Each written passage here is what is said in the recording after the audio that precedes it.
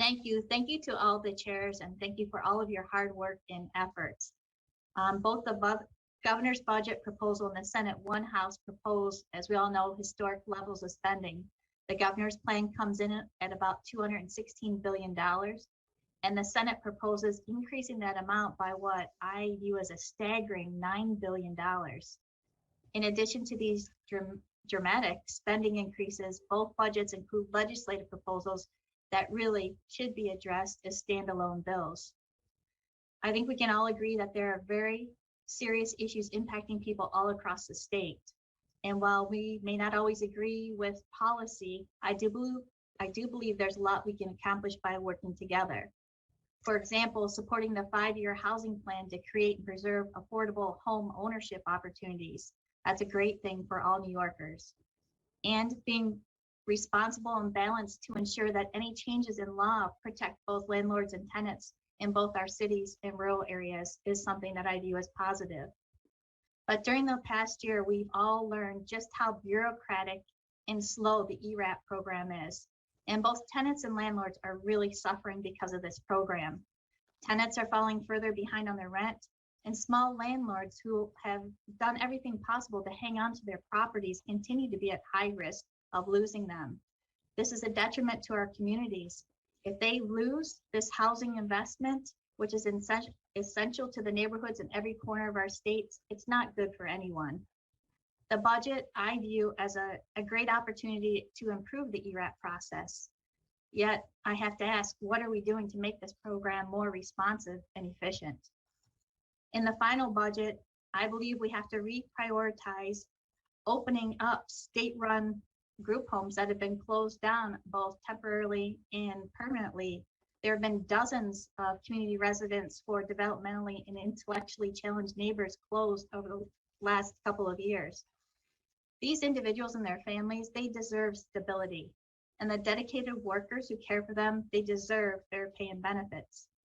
We also need to address the availability of housing with wraparound services for both children and adults with mental health needs, and address the severe workforce shortages at our psychiatric centers. In the final budget, we should make sure that our homeless veterans, both male and female service members, have access to housing. It's time to restore the funding for the Warrior Salute program, which serves the greater Rochester area. And in the Rochester area, if you didn't hear me on the floor talk about this previously, we had no beds for female service members, no beds for mothers and their children, the mothers who have served this country so bravely. That funding was $250,000, $300,000, a drop in the bucket when you look at the total budget expenditures. Moving on to the environment, I believe the majority is really putting the cart before the horse.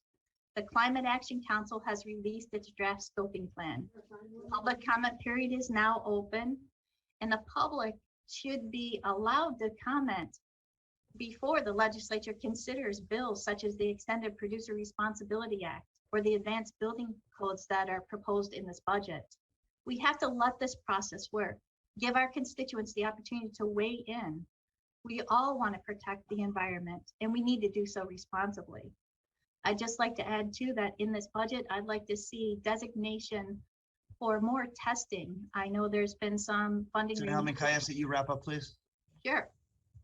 For the HABs, harmful algal blooms. On agriculture, our Republican conference has been firm on keeping the farm worker overtime threshold at 60 hours. If that does not happen, we're supportive of the Senate's action to allow the tax credit to be claimed quarterly and allow for an initial prepayment. Lastly, we're also supportive of the efforts to protect New York's meat processing businesses with the $5 million grant program that's proposed. I've been championing this issue for years, and Helming, can you just please my wrap up? colleagues. Yep, it's critically important that we continue to do everything possible to protect our local farmers, our food supply chain, and access to locally sourced meat and poultry. With this budget, Senator Kaminsky, I will wrap up that we have an opportunity to work together and support the issues of everyday New Yorkers. However, without substantial changes, I fear this budget will amount to additional hardships and suffering, especially for the middle class and our small businesses, our farmers, and our property owners. Thank you, Chair. Senator Steck.